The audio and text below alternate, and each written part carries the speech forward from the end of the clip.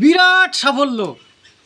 জয় কবিতার জয়, জয় কলমের জয়, জয় গুগলসের জয়, জয় ফেসবুকের জয়, জয় ইউটিউবের জয়, জয় আমার বক্তব্যের জয়। আচ্ছা, এত জয় জয়কার কবি সুব্রত মিত্র কেন বলছে?